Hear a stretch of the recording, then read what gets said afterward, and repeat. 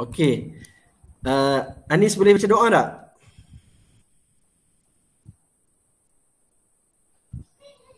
Boleh? Boleh? Okey.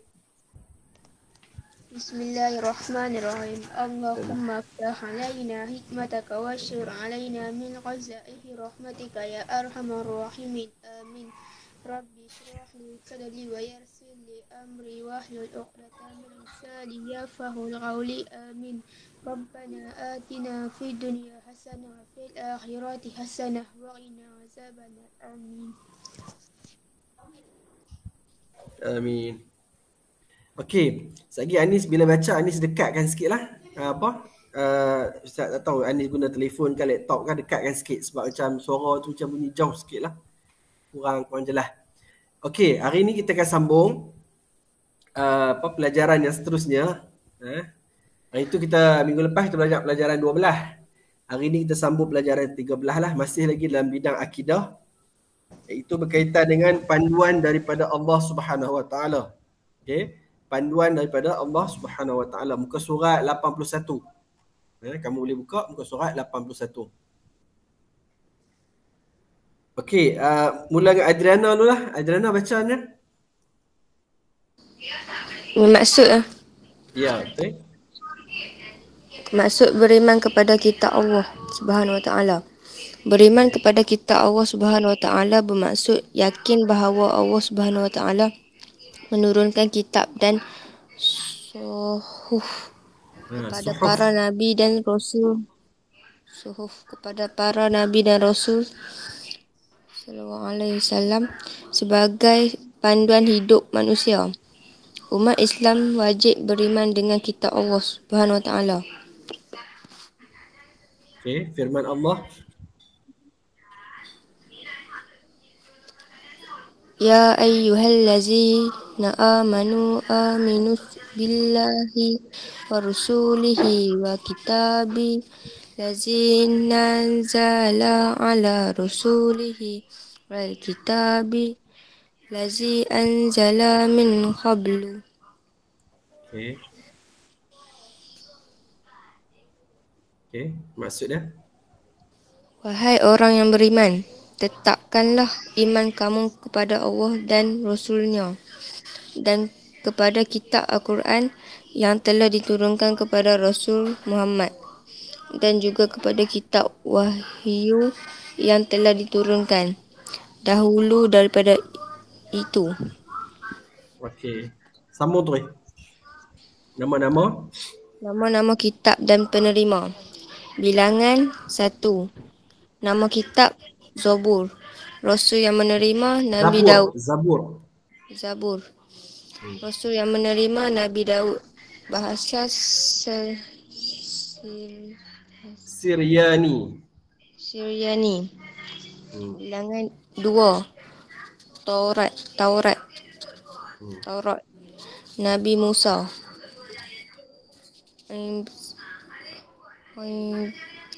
Tahu tak baca tu? Nabi Musa, tulisan tu boleh baca sana? Bukan. Ibrani tu sebelum tu. Nabi Musa apa dia? Bukan. Alaihi salam. Nabi Musa alaihi salam. Okey, Ibrani. Nabi Musa alaihi salam. 3. Injil. Nabi Isa alaihi salam. Okey. Ibrani. 4. Al-Quran. Nabi Muhammad sallallahu alaihi wasallam. Arab. Okey, terima kasih Adriana. Okey. Hari ni kita akan belajar tentang apa? Tentang panduan daripada Allah. Panduan ni maksudnya kitab-kitab lah. Kan cuma tajuk tu depa buat tajuk ni nak canggih sikit lah kan. Panduan daripada Allah. Panduan ni macam daripada Allah Ta'ala. Maksudnya Al-Quran lah.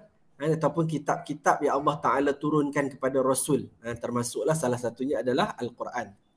Okey, apa maksud beriman kepada kitab Allah? Beriman kepada kitab Allah ni maksud dia apa? Yakin bahawa Allah Subhanahu Wa Ta'ala menurunkan kitab dan suhuf. Suhuf ni maksudnya lebih kurang macam lembaran-lembaran. Kalau kitab ni macam sebuah lah. Kan macam Al-Quran kan 30 juzuk kan ada sebuah. Suhuf ni lembaran-lembaran lah. Maksudnya dia tak sampai tak sampai macam buku lah. Kalau buku ni kita kata sebuah banyak. Suhuf ni tak banyak sangat lah. Dia panggil suhuf. Kepada para nabi dan rasul alaihi salam sebagai panduan hidup manusia. Jadi maksudnya kita beriman kepada kitab Allah ni maksudnya apa?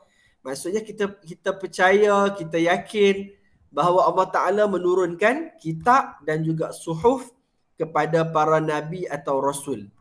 Kan? Untuk apa? Sebagai panduan hidup manusia. Macam Al-Quran lah. Sebab tu kita ni orang Islam, kita apa? Bila kita nak beriman, kita nak beramal, kita apa? Kita rujuk kepada Al-Quran. Kita rujuk kepada Al-Quran. Jadi ada pun umat-umat terdahulu dia rujuk kepada kitab yang diturunkan kepada rasul depa lah. Nanti kita nanti Adriana apa tak salah apa dah baca dah. Kitab tu turun pada nabi apa, pada rasul apa. Okey. Umat Islam wajib beriman dengan kitab-kitab Allah. Jadi kita wajib beriman lah. Sebab apa? Sebab kitab-kitab ni memang disebut dalam Al-Quran. Okey, contoh dia dalam surah An-Nisa ni. Surah nombor 4 ayat 136. Ya ayyuhalladzina aminu billahi wa rasulihi wal kitabil ladzi nazzala ala rasulihi wal kitabil ladzi anzala min qabl. Wahai orang-orang yang beriman, tetapkanlah iman kamu kepada Allah dan Rasulnya dan kepada kitab Al-Quran yang telah diturunkan kepada Rasul iaitu Nabi Muhammad SAW dan juga kepada kitab wahyu yang telah diturunkan dahulu daripada itu. Maksudnya apa? Allah Ta'ala suruh kita apa? Tetaplah beriman. Maksudnya kita kena percaya, beriman, yakin kepada apa? Kepada kitab-kitab yang diturunkan kepada Rasul-Rasul. Tadi yang pertamanya Allah Ta'ala sebut apa? Kitab Al-Quran lah. Okay, diturunkan kepada Nabi Muhammad. Kemudian pada kitab-kitab yang telah diturunkan kepada umat-umat yang terdahulu. Kepada Rasul-Rasul sebelum kita dululah. Sebelum ni. Okey. Nama-nama kitab dan penerimanya. Kitab ni ada 4 ni je. Kan? Saya ingat kamu pernah dengar apa kot. Saya rasa tak tahulah silibus sekolah rendah lu ada ke tak. Saya rasa macam ada. Kan? Ada 4 ni je lah. Bukan ada 40, ada 4 je. Sepanjang kita kata daripada apa? Daripada Nabi Adam dulu sampailah kepada Nabi Muhammad yang terakhir ni. Ada 4 saja Nabi yang terima wahyu. Maksudnya dapat kita kata wahyu melalui apa? Turunnya kita kata wahyu-wahyu dan dia jadi kitab lah. Maksudnya banyak lah. Banyaknya wahyu tu jadi buku. Bukanlah turun satu buku tu.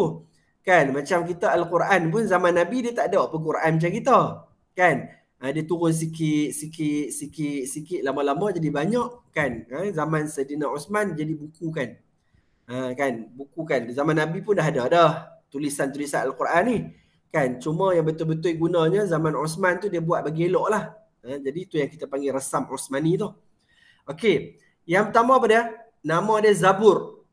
Ni nama-nama ni semua ada Al-Quran lah. Allah Ta'ala bagi tahu. Kan Nabi kalau sebut Zabur ni turun kepada Nabi Daud. Kan bahasa dia Syriani. Ni bahasa orang dululah. Kan? Okey, Zabur. Kan bahasa ni tak ingat pun okey lagi lah. Yang penting kamu ingat nama kitab dengan Rasul ni. Kan bila sebut Zabur, Daud. Taurat, Nabi Musa. Injil, Nabi Isa. Al-Quran kita tahulah Nabi Muhammad. Jadi kamu nak ingatlah Zabur, Nabi Daud. Kan Taurat, Nabi Musa. Injil, Nabi Isa. Okey. Macam Injil Nabi Isa ni, ni lebih kepada macam Bible tu lah. Kristian punya tu. Kan cuma dia dah diubah lah. Kan orang Kristian dia dah ada apa? Dia dah ubah kitab dia yang asal. Taurat ni pula apa dia? Orang Yahudi. Okay, orang Yahudi. Jadi kita Al-Quran Nabi Muhammad ni, Al-Quran ni lah untuk yang terakhir lah. Dan dia Al-Quran ni bukan sekadar yang terakhir. Dia menasahkan, dia mengcancelkan. Kan dia membubarkan kitab-kitab yang 3 sebelum ni. Maksudnya bila turun Al-Quran, Injil dah tak boleh guna, Taurat tak boleh guna, Zabur pun tak boleh guna dah. Sebab apa? Sebab Al-Quran tu dia memansuhkan kitab-kitab yang terdahulu. Jadi kamu kena ingatlah 4 ni. Zabur, Taurat, Injil dengan Al-Quran. Okey. Anis, Anis pula sambung Anis. Suhuf dan Oh, slow Anis. Boleh dekat sikit tak? Suhuf dan penerima. Okey sikit. Ialah kalimat Kalam ialah Allah. kalam Allah yang mengandungi hukum dasar, kata-kata hikmah dan pengajaran kepada manusia. Orang Islam wajib mengakui bahawa suhuf diturunkan oleh Allah Subhanahu Wa Taala kepada para nabi dan rasul alaihi salam. Firman Allah Subhanahu Wa Taala, "Inna hadza la fis suhufil ula, suhufi Ibrahim wa Musa." Surah Al-A'la 87 ayat 18 hingga 19. Maksud 87 tu apa Anis? 87 tu Ayat 18 hingga 19. bilangan surah. Okey, bilangan surah. Saja nak confirmkan, tak Ustaz sebut dah pun kan. Okey, terus. Maksud sesungguhnya keterangan yang dinyatakan ini ada disebutkan di dalam kitab terdahulu, iaitu kitab Nabi Ibrahim dan Musa. Okay. Menurut Anis, sebelum tu Anis, surah ada berapa Anis dalam Quran? Juzuk ada 30 kan? Okay, surah ada berapa? Ingat tak? 114. Okay, good. Bagus, 114. Okay, kena ingat lah benda-benda basic tu je. Okay, terus? Menurut Al-Imam Ibnu Katsir, Nabi yang menerima suhuf adalah seperti yang berikut. Nabi Musa, bilangan suhuf 10. Nabi Ibrahim, bilangan suhuf 10. Nabi Idris, bilangan suhuf 30. Nabi Syith, bilangan suhuf 50. Okey, tak apalah, berhenti dulu kat situ. Okey, terima kasih Anis. Okey, suhuf dan penerima. Ni suhuf pula lah, tadi kitab kan. Kitab ni maksudnya dia banyak lah, sebab tu jadi macam kitab tu jadi sebuah buku kan. Macam kita kata artikel lah. Artikel ni maksudnya satu tajuk ke dua tajuk kalau orang tulis kan. Kita tak panggil buku, kita panggil artikel lah. Kan, macam so'abak kan. So'abak kita tak panggil buku. Walaupun so'abak tu kita kata banyak juga, tapi kalau kita nak buat bentuk buku boleh je kan. Cetak-cetak banyak-banyak, kita susun jadikan kecil, boleh je. Tapi nak kata, Ustaz nak bagi kamu fahamnya, kitab ni maksudnya dia banyak lah. Okay? Banyak tu jadi sebuah buku. Bukan banyak buku pula. Satu je buku. Tapi dia banyak apa? Banyak isi kandungan dia. Jadi dia boleh jadi sebuah buku. Suhuf ni pula, dia lembaran ataupun helaian. Okay? Lembaran ataupun helaian. Okay, suhuf ialah kalam Allah yang mengandungi hukum dasar, kata-kata hikmah dan pengajaran kepada manusia. Sebab tu dia sikit je. Suhuf ni dia ada hukum yang basic, asas. Ada kata-kata nasihat, kata-kata hikmah. Lepas tu dia ada pengajaran. Kan sikit. Dia berbeza dengan Al-Quran. Kan Al-Quran ni banyak. Kan dia cerita pasal akidah, dia cerita tentang apa? Umat-umat yang terdahulu, dia ada bab hukum hakam, dia ada bab muamalat. Kan dia bab ada nikah kahwin, dia ada bab faraid, dia bab banyak lah. Bab pemerintahan ada dalam Quran. Kan bab cerita nabi-nabi. Kan banyak Quran, sebab tu dia jadi sebuah. Jadi suhuf ni tak banyak lah. Kan kalau kamu nak kena ingat yang ni lah, iaitu kalam Allah yang mengandungi hukum dasar, kata-kata hikmah dan pengajaran kepada manusia. Okey. Orang Islam wajib mengakui bahawa suhuf diturunkan oleh Allah Subhanahu Wa Taala kepada para nabi dan rasul. Yang ni pun kita kena apa? I'tiqad jugalah, kita percaya. Sebab apa, benda ni bukannya kita reka kan, Quran sendiri yang sebut. Sebab tu kita kena beriman. Dia beriman ni bukan kepada kitab-kitab je. Kita kena beriman dengan apa? Semua perkara ataupun apa yang Allah Ta'ala sebut dalam Al-Quran. Dan juga kita kena beriman dengan apa yang Nabi SAW bawa. Itu konsep dia lah. Jadi termasuklah suhuf ni. Ni yang surah Al-A'la kan. Inna hadha la fi suhufil ula suhufi Ibrahim wa Musa. Kan sesungguhnya keterangan yang dinyatakan ini ada disebutkan di dalam kitab terdahulu ataupun disebutkan dalam suhuf terdahulu. Kan suhuf ni bukanlah selai dua, banyak lai jugalah kan, sebab tu kita guna istilah mashaf kan. Mashaf tu juga daripada kataan suhufnya ya. Kan? Cuma beza, para ulama bezakan sikitlah suhuf dengan kitab tu. Okay? Iaitu kitab suhuf, iaitu kitab pada Nabi Ibrahim dan Nabi Musa. Dalam ayat Quran ni sebut suhuf ni, suhuf yang diturunkan kepada Nabi Ibrahim, diturunkan kepada Nabi Musa. Okey. Okey, cuma menurut Al-Imam Ibnu Kathir, ni diambil daripada riwayat riwayat hadis lah. Okey.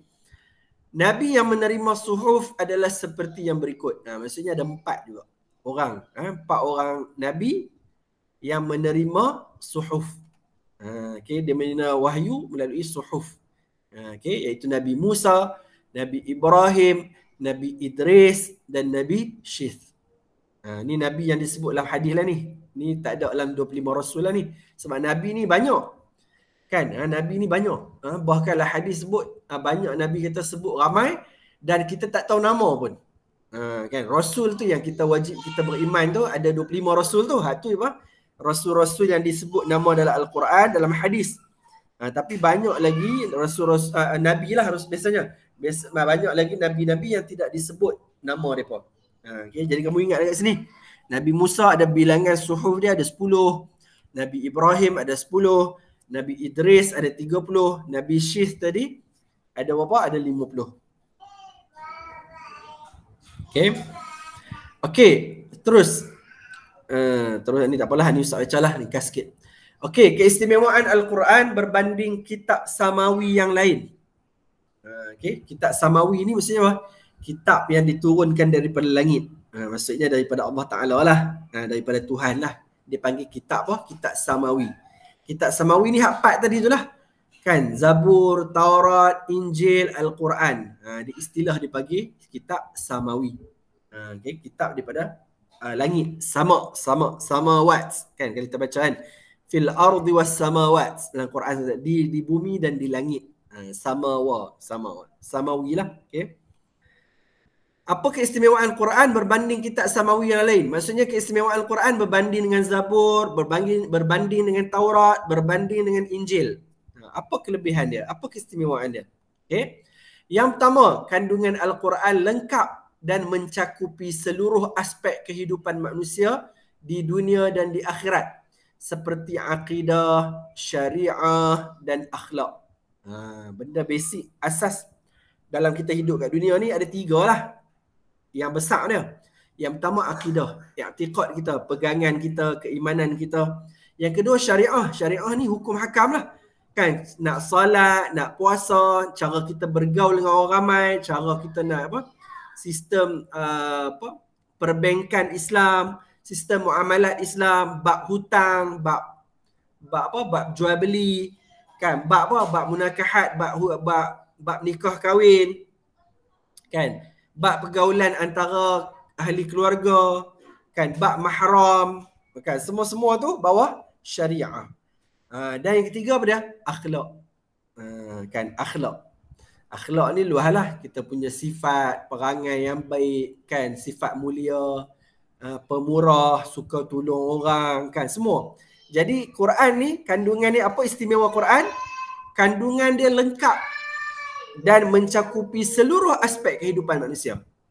Tu dia punya yang pertama dia. Ni dasar kat Al-Quran apa? Al-yawma akmaltu lakum dinakum wa atmamtu alaikum ni'mati wa raditu lakumul Islam dina. Pada hari ini telah aku sempurnakan bagi kamu agama kamu dan telah aku cukupkan nikmatku kepada kamu. Telah aku redha akan Islam itu sebagai agama kamu. Ni kalau kita mengaji ilmu apa? Ulum Al-Quran, ilmu berkaitan Al-Quran, inilah ayat apa? Ayat yang terakhir yang Allah Ta'ala turunkan kepada Nabi. Ni ayat yang terakhir. Maksudnya apa? Allah Ta'ala dah sempurnakan agama. Sebab tu lepas ayat ni tak lama Nabi wafat lah. Sebab agama dah sempurna. Kan, Allah Ta'ala dah bagi penuh dah nikmat. Allah Ta'ala redha Islam sebagai agama. Ni ayat Quran yang terakhir diturunkan. Ayat Quran yang terakhir diturunkan bukan surah An-Nas. Kan? Itu susunan tu lain pula. Kamu jangan faham, oh surah Al-Fatihah nombor 1. Jadi maksudnya surah Al-Fatihah ni surah yang pertama diturunkan ke? Tak. Kan kita tahu ayat yang pertama diturunkan pada Iqra. Iqra bismi rabbikal ladzi khalaq. Kan? Dia duduk kat hujung kan. Iqra kan juzuk 30 kan. Jadi kita kena betulkanlah. Jadi ayat yang terakhir yang ni lah. Ni ayat yang terakhir yang Allah Ta'ala turunkan kepada Nabi Muhammad. Okey, tu yang pertama. Yang kedua, terpelihara sehingga kiamat. Ni special dia. Allah Ta'ala menjamin akan menjaga dan memelihara kesucian Al-Quran. Firman Allah Ta'ala, inna nahnu nazzalna dzikra wa inna lahu lahafizun. Sesungguhnya kamilah yang menurunkan Al-Quran dan kami yang memelihara dan menjaganya. Jadi sebab tu Quran ni dia tidak akan berjaya diubah walaupun satu huruf. Kan? Walaupun salah baris ke, salah perkataan ke tak berlaku. Sebab apa? Sebab Allah Ta'ala pelihara Al-Quran. Pelihara Al-Quran sampai kiamat. Yang ketiga, Al-Quran menasahkan kitab-kitab terdahulu. Ni yang Ustaz sebut tadilah. Okey. Al-Quran maksudnya dia menasahkan kitab-kitab Injil dah tak boleh guna, Taurat tak boleh guna, Zabur pun tak boleh guna. Okey. Wa anzalna ilaikal kitaba bil haqqi musaddiqan lima bayna yadayhi minal kitabi wa muhaiminan alaih. Ada nama ustaz kat sini ni. Wa muhaiminan alaih. Fahkum bainahum bima anzalallah. Dan kami turunkan kepadamu wahai Muhammad kitab Al-Quran dengan membawa kebenaran untuk mengesahkan benarnya kitab suci yang ada di hadapannya dan untuk memelihara serta mengawasinya. Okay, maka jalankanlah hukum antara mereka iaitu ahlul kitab itu dengan apa yang telah diturunkan oleh Allah Ta'ala. Kan, jadi nak kata Allah Ta'ala sebut apa? Kitab Al-Quran ni bawa kebenaran dan dia mengesahkan kebenaran kitab-kitab suci yang ada sebelum ni. Okay. Ni ada wa muhaiminan alaih ni maksudnya apa? Memelihara ataupun mengawasi. Mengawas ataupun memelihara. Muhaimin ni sebab tu dia apa? Salah satu nama Allah Ta'ala kan. Kan kita kalau kita duk apa? Nyanyi lagu Asmaul Husna kan. Al-Mu'minul Muhaiminul Azizul Jabbarul Mutakabbir. Muhaimin ni salah satu nama Allah Ta'ala yang maksud apa? Memelihara. Okay? Memelihara. Jadi Al-Quran dia mengcancelkan, menasahkan tu maksudnya mengcancelkan kitab-kitab yang terdahulu. Okey, sampai situ dulu. Ada soalan tak? Anis dengan ni ada soalan nak tanya apa tak? Nak ikut Ustaz Sembang seorang-seorang lah. Anis dengan Adirana. Tak ada. Tak ada. Okey, terus Okey, kita terus. Tujuan Al-Quran diturunkan. Tujuan Al-Quran diturunkan. Apa tujuan Al-Quran diturunkan? Yang pertama apa dia? Sebagai petunjuk kepada orang yang bertakwa. Okey. Quran sebut dalam surah Baqarah bawah kan, Alif Lam Mim. Dzalikal kitabu la raiba fihi hudal lil muttaqin. Alif Lam Mim. Kan Alif Lam Mim ni dia wallahu a'lam. Maksudnya Allah Ta'ala yang lebih mengetahui makna dia. Kitab Al-Quran ini tidak ada sebarang keraguan syak padanya tentang datangnya daripada Allah dan tentang sempurnanya. Ia pula menjadi petunjuk bagi orang yang bertakwa. Jadi tujuan Al-Quran untuk apa? Jadi petunjuk kepada orang yang bertakwa. Kan sebab tu kita kena baca Al-Quran. Kan kita baca Al-Quran, lepas tu kita ni orang Melayu kan. Kalau orang Arab dia baca Al-Quran pun tak apalah, dia boleh faham tu. Jadi kita orang Melayu bila baca Quran, lepas tu kita bacalah terjemahan. Kan kita baca terjemahan. Sebab tu Negeri Perlis bermula daripada tahun lepas kan dia suruh apa Jabatan Agama mewajibkan setiap masjid kena baca Al-Quran selepas solat subuh. Ta'limul Quran. Baca Quran bersama dengan jemaah. Kan imam baca setiap hari, selalunya depa akan baca apa? Satu muka surat. Imam akan baca, makmum ikut. Imam baca, makmum ikut. Imam baca, makmum ikut. Habis muka. Kan? Lepas tu lepas tu imam kena baca terjemahan Al-Quran. Kan? Kalau ada ayat-ayat yang tak faham, kena terang sikit lah. Tapi fokusnya lebih kepada Al-Quran dan terjemahan. Lah ni, Kalau masjid ustaz sendiri pun hari ni, pagi ni dah sampai juzuk ke-8 dah. Kan, daripada awal itu. Tu pun sebab apa lambat. Kalau ikut dah boleh, ustaz rasa boleh belah-belah juzuk dah sebenarnya. Tapi sebab lambat, sebab apa? Sebab hari tu kan ada masjid, waktu masjid tutup kan, PKP, orang tak lemai. Kan, jadi menyebabkan lambat sikit lah. Tu pun pagi ni dah sampai juzuk ke-8 dah. Masuk juzuk 8 hari ni. Kan, maksudnya dalam setahun lagi ke, mungkin tahun depan insyaAllah lah boleh khatam 30 juzuk.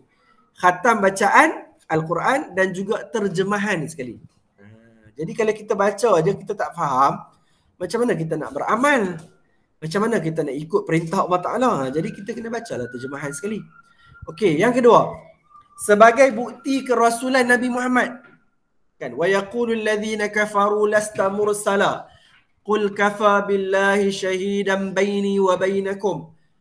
Wa man 'indahu ilmul kitab. Dan orang kafir itu berkata, engkau bukanlah seorang rasul daripada Allah. Katakanlah kepada mereka, cukuplah Allah menjadi saksi antara aku dengan kamu dan juga disaksikan oleh orang yang ada pengetahuan mengenai kitab Allah. Okay. Jadi Quran ni jadi bukti. Sebab apa? Sebab orang Arab sendiri bila Nabi mendapat wahyu Al-Quran, mereka terkejut sebenarnya. Orang-orang yang pakar bahasa dia akan terkejut dan dia akan tahu kata Al-Quran ni bukan manusia yang buat. Sebab apa? Sebab bahasa yang tinggi. Bahasa yang kalau orang baca tu orang akan kagum. Kita ni orang Melayu, sebab kita bukan orang Arab, jadi kita baca pun biasa je lah. Sebab kita tak kita tak pandai bahasa Arab, jadi kita tak rasa lah Quran tu nampak hebat. Tapi kalau orang Arab yang pakar bahasa pun, dia akan rasa pelik. Dan bagi dia bila dia baca, dia tahu kata ni, ini bukanlah tulisan manusia. Tetapi benda ni adalah kalam daripada Allah ataupun Tuhan. Dia kata bahasa yang hebat. Okey, yang ketiga. Sebagai mukjizat kepada Rasulullah. Sebagai mukjizat. Qul la in ijtama'atil insu wal jin ala an ya'tu bimithli hadzal Qur'an la ya'tuna bimithlihi walau kana ba'dhuhum li ba'dhin zahira. Ya. Kacau lah budak kecil ni. Kacau lah. Okey, katakanlah wahai Muhammad, sesungguhnya jika sekalian manusia dan jin berhimpun dengan tujuan hendak membuat dan mendatangkan sebanding dengan Al-Quran itu, mereka tidak akan dapat membuat dan mendatangkan yang sebanding dengannya, walaupun mereka membantu sesama sendiri. Ni Allah Ta'ala sebut lagi kan. Kalau orang manusia ni, semua manusia kat dunia ni, dengan jin pun, mereka berhimpun lah, buatlah mesyuarat banyak mana pun, nak cuba buat ayat macam Al-Quran. Allah Ta'ala kata apa? Mereka tak akan mampu buat. Sebab apa? Sebab benda ni kalam Allah. Kan? Perkataan-perkataan daripada Allah Ta'ala. Jadi tak mungkin manusia boleh buat. Dan Al-Quran inilah salah satu mukjizat yang hebat. Sebab apa? Mukjizat para Rasul ni, selalunya bila Rasul tu wafat, bila Rasul tu mati, hilanglah mukjizat. Kan? Tapi Nabi Muhammad dia satu-satunya Rasul yang mukjizat dia kekal sampai kiamat. Apa dia mukjizat Nabi? Iaitu Al-Quran. Kan? Kita pun tak boleh, kita pun tak ada nak jumpa dengan Nabi. Kan? Tak ada nak kita kata apa? Nak hidup zaman Nabi. Tapi kita boleh apa? Kita boleh lihat Al-Quran. Mukjizat yang akan kekal sampai kiamat. Okey. Sikit penemuan sains dalam Al-Quran. Okey. Ni benda-benda yang Quran sebut 1400 tahun dulu. Kan, sains baru sebut berapa ratus tahun sebelum ni je lah. Quran sebut lama dah. Kan, antaranya apa? Proses kejadian manusia. Kan, yang pertama pada nutfah, iaitu sperma. Yang kedua alaqah, segumpal darah. Yang ketiga mudrah, seketul daging. Yang keempat izam, tulang. Yang kelima izam lahma, tulang yang dibaluti daging. Yang keenam janin yang ditiup ruh. Yang kelima bayi. Okey, yang kelima bayi. Ni bayangkan, maksudnya Al-Quran 1400 tahun dulu dah sebut dah proses kejadian manusia. Maksudnya apa? Daripada kita kata sperma, maksudnya benih mak dan ayah tadi, dia bergabung, lepas tu dia jadi segumpal darah. Segumpal darah akan jadi seketul daging. Seketul daging akan jadi tulang. Lepas tu dia akan tulang tadi dibaluti pula dengan daging. Ya. Okey. Lepas tu pula jadi apa? Janin. Jadilah baby kan. Lepas tu barulah ditiupkan roh.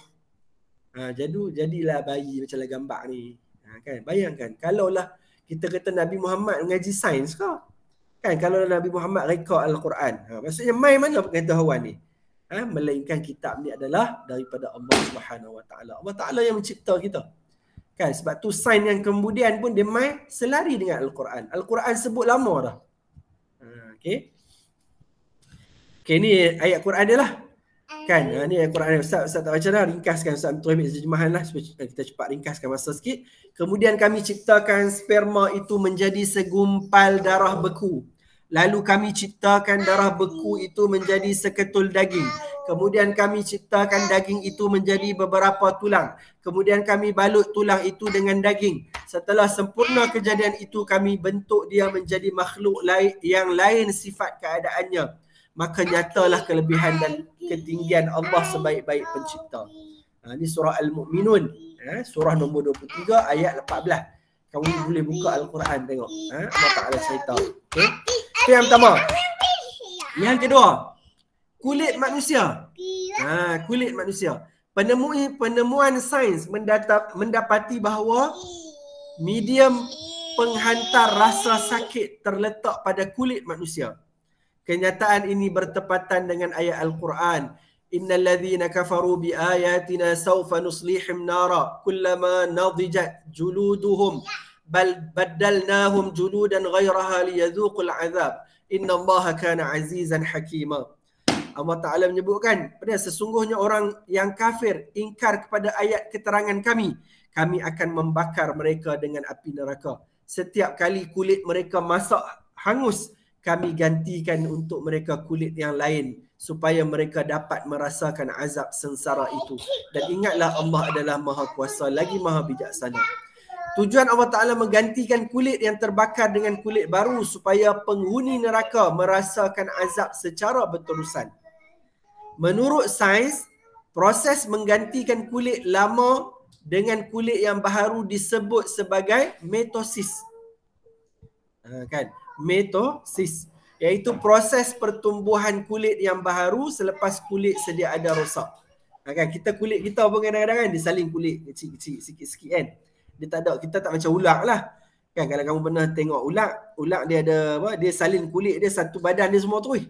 Kalau kita jumpa kat lautan kadang kita tengok ni macam kulit ular aja. Ular macam tu lah. Tapi manusia ni kita salin kulit sikit je lah. Contoh kat muka kita kadang-kadang naik jerawat ke, kita pakai apa ke, kulit kering kan. Bila kulit kering tu kulit kita rosak lah tu, dia akan ganti kulit baru. Kan itu manusia. Maksudnya Quran sebut 1400 tahun dulu lagi tentang apa?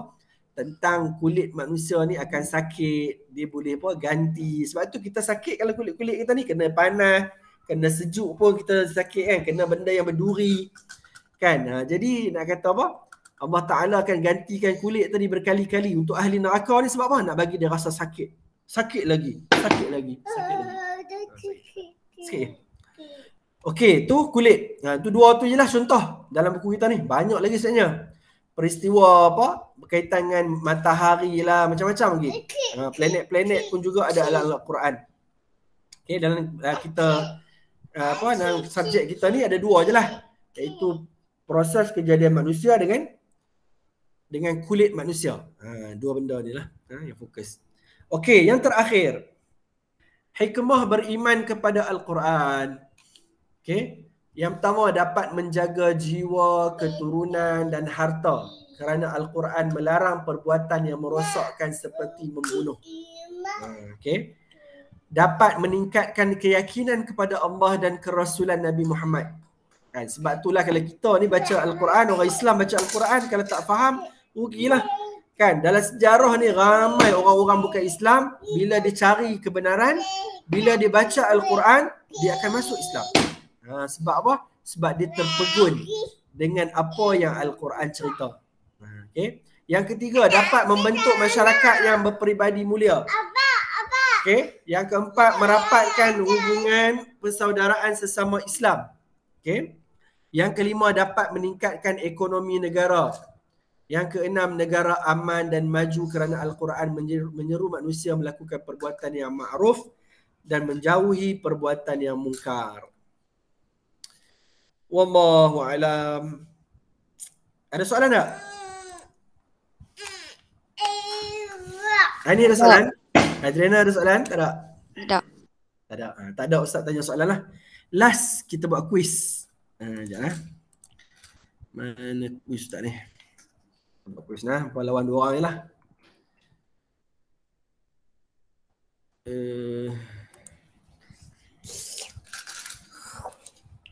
Quiz.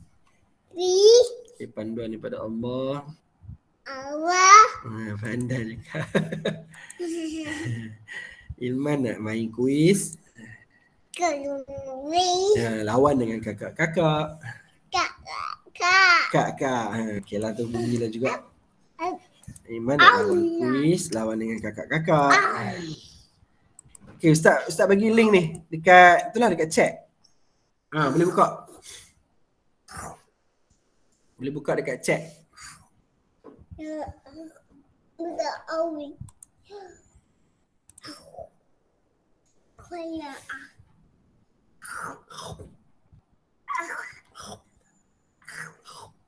Siapa kat mulut dia?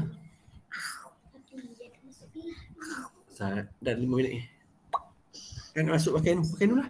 Ya, pakai tu. Tengok makan ni Ustaz dah biar. Okay, Adriana masuk dah, tinggal Anis dah.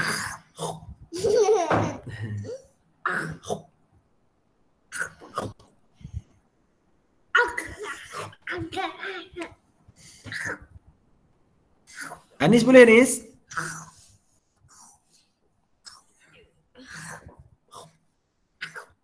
Okay. Okay, ready ya? Okay, get ready.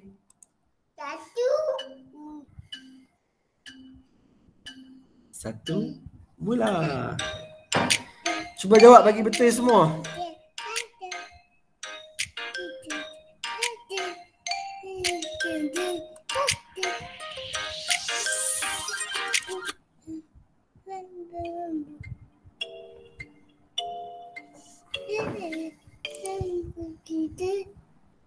Oh, jangan gitu.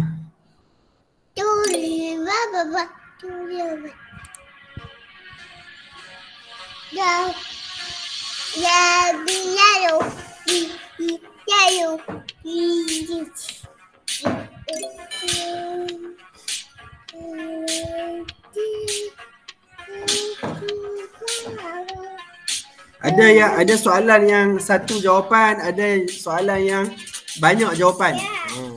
Kita boleh tengok elok lah.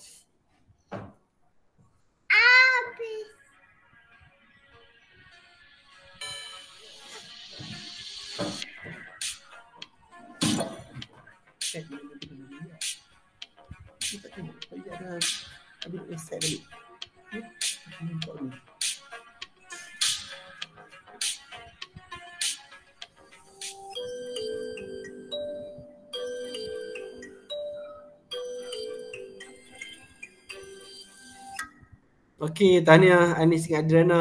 Okeylah, Adriana pun salah apa? Salah 2 aja. Okey, tahniah.